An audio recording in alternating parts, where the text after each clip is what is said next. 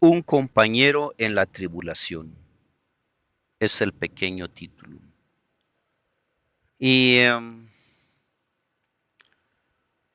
dice Juan, dice Revelación, escrito por Juan. Apocalipsis 1:9 dice, yo Juan, vuestro hermano, y copartícipe vuestro en la tribulación, en el reino y en la paciencia de Jesucristo, estaba en la isla llamada Patmos, por causa de la palabra de Dios y el testimonio de Jesucristo. Me imagino que muchos de ustedes conocen la historia de Juan, algunos le dicen Juan el teólogo, Juan el que escribió Revelación o Apocalipsis, que muchos le tienen miedo al Apocalipsis, que no es de miedo, sino es un libro de amor. Pero bueno, en el 9, en el versículo 9 dice, yo Juan vuestro hermano y copartícipe vuestro en la tribulación. ¿Por qué habla así? Pero luego da la explicación más abajo. En el mismo versículo dice, por causa de la palabra de Dios. O sea, ¿por qué es atribulado Juan? ¿Por qué estuvo en tribulación? ¿Por qué estuvo perseguido? ¿Por qué fue ¿Por qué lo mandaron a Patmos? Porque en el mismo versículo dice, estaba en la isla llamada Patmos, en Italia, ¿no? Queda en Italia. Pero luego más abajo dice, por causa de la palabra de Dios y el testimonio de Jesucristo. O sea que no estaba en la isla de Patmos porque andaba tomando vacaciones como muchos pastores, muchos misioneros, muchas personas lo hacen hoy en día. Él estaba en la isla de Patmos porque por la persecución, por serle fiel a la palabra, dice, como él dice, ¿verdad? Por causa de la palabra de Dios y el testimonio de Jesucristo. O sea, por causa de la palabra de Dios, porque él no deja de hablar de la palabra de Dios y no dejaba de escribir, siempre seguía escribiendo, escribiendo y escribiendo. Pero dice también por el testimonio de Jesucristo, o sea, por dar fe, por dar eh, por poner enfrente de muchedumbres y ponerse enfrente de reinos y reyes y hablar de Jesucristo, que por causa de la palabra de Dios y el testimonio de Jesucristo. Entonces Pablo también pasó por una tribulación. Ahora, vamos a ser cortos porque el tiempo está pasando. También nosotros tenemos nuestras tribulaciones. Cada uno de ustedes que son miembros de una iglesia tienen sus tribulaciones y dígame si no. Dígame ustedes si no es verdad lo que yo digo. Cada uno de ustedes tiene una tribulación y el que no tiene es porque probablemente está raro, ¿no?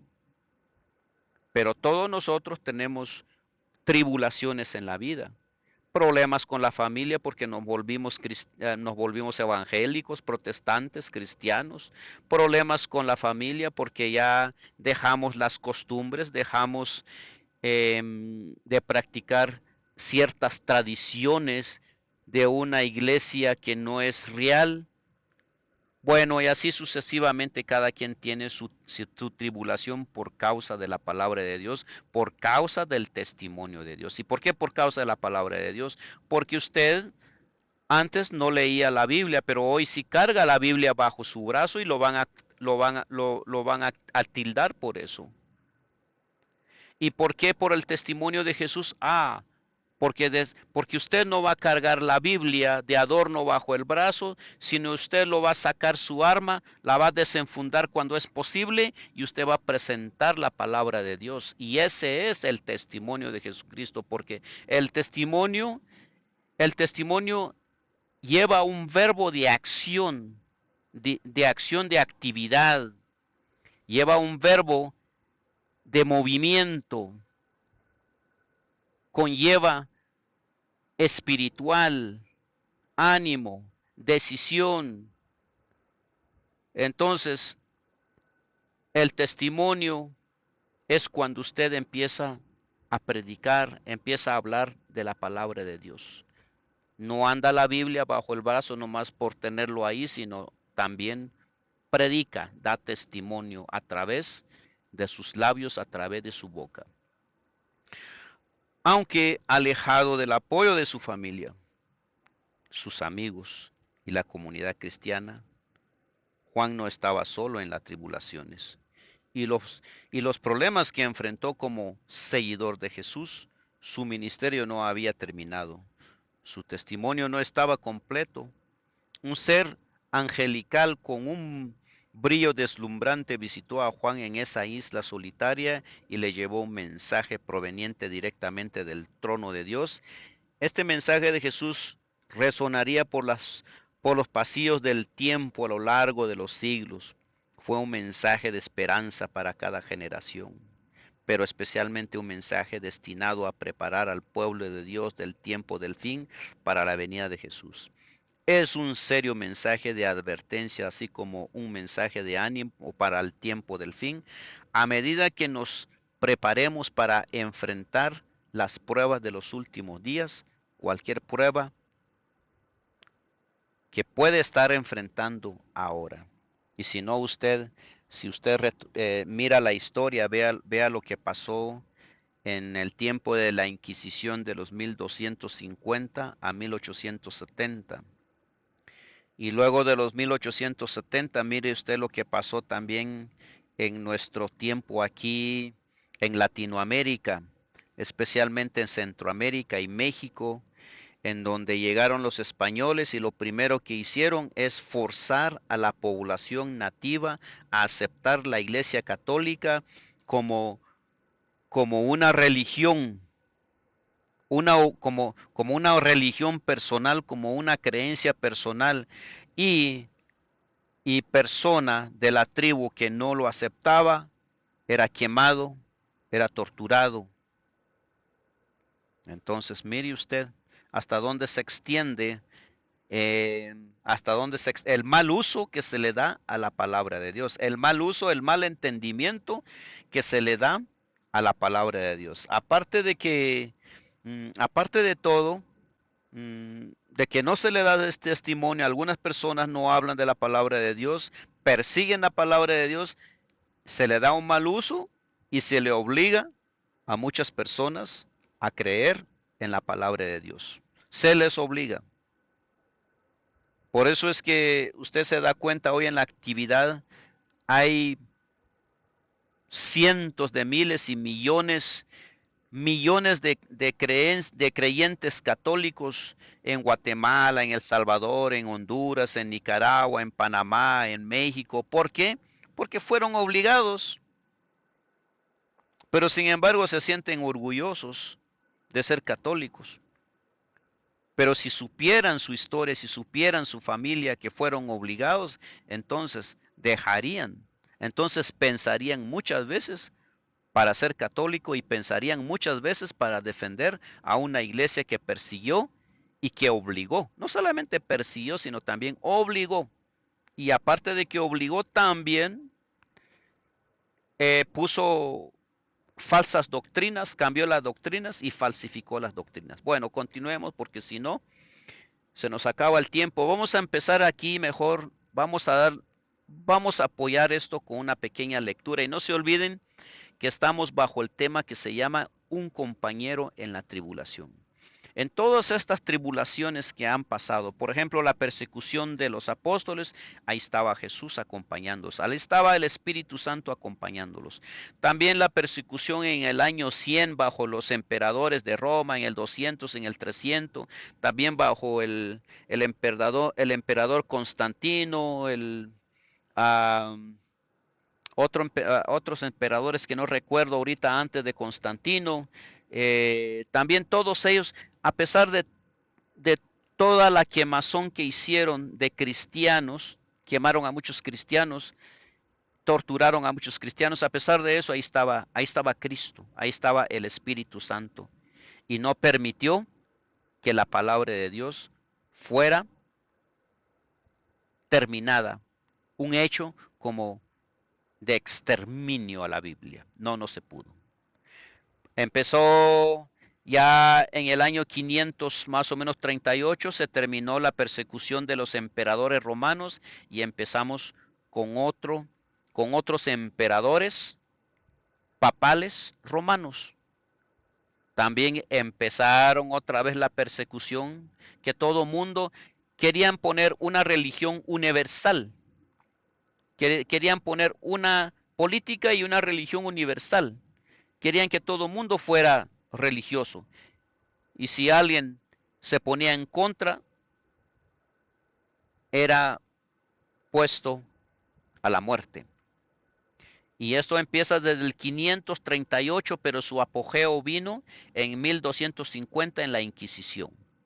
Ahí es donde tomó fuerza a los emperadores, papas romanos, en donde ellos empezaron con más fuerza, obligando a todo mundo a ser católico. Pero sin embargo, a pesar de eso, a pesar de los muertos y todo lo que hubo, las obligaciones y las falsas doctrinas, a pesar de todo eso, Dios ahí estaba y no permitió que se acabara su palabra. ¿Por qué le digo yo a usted que se acabara su palabra? Porque resulta que en la Edad Media o la Edad Oscura, la Iglesia Católica eh, prohibió la producción de Biblias y que solamente un sacerdote lo podía leer y que nadie más. Porque el sacerdote tenía educación para interpretarla y para leerla y es una persona adecuada para leerla, mientras que usted y yo, que no tenemos educación, que no somos sacerdotes, no teníamos derecho de leer la palabra de Dios. Bueno, vamos a parar ahí porque si no el tiempo pasa y pasa. Vamos a escuchar un corto comentario de la señora White que dice así: San Juan fue echado en una caldera de aceite hirviendo, pero el Señor preservó la vida de su fiel siervo, así como protegió a los 3 hebreos en el horno de fuego. Nuevamente, la mano de la persecución cayó pesadamente sobre el apóstol. Por decreto del emperador fue desterrado a la isla de Patmos, condenado por la palabra de Dios y el testimonio de Jesucristo, según Apocalipsis 1:9. Sus enemigos pensaron que allí no se haría sentir más su influencia y que finalmente moriría de penurias y angustia. Patmos, una isla árida y rocosa del mar Egeo, había sido escogido por las autoridades romanas para desterrar allí a los criminales, pero, pero para el siervo de Dios era lóbrega.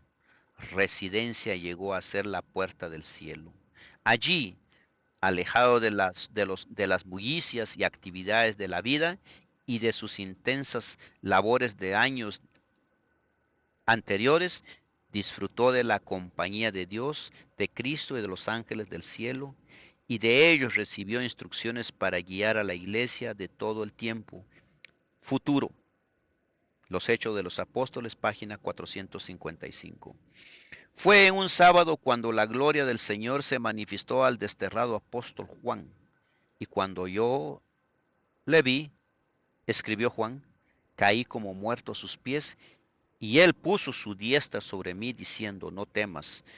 Está en Apocalipsis 1:17. Juan fue fortalecido para vivir en la presencia de su Señor glorificado. Entonces ante sus maravillados ojos fueron abiertos la gloria del cielo. Le fue permitido ver el trono de Dios y mirando más allá de los conflictos de la tierra, contemplar las huestes de los redimidos con sus vestiduras blancas, oyó la música de los ángeles del cielo y los cantos de triunfo de los que habían vencido por la sangre del Creador y la palabra de su testimonio. En la revelación que vio se desarrolló una escena tras otra, el conmovedor interés en la experiencia del pueblo de Dios y la historia de la iglesia fue predicha hasta el mismo fin del tiempo.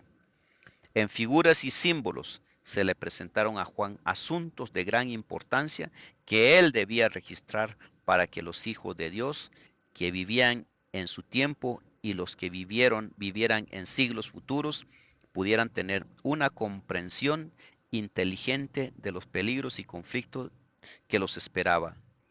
Los Hechos de los Apóstoles, página 465. El tiempo de angustia que espera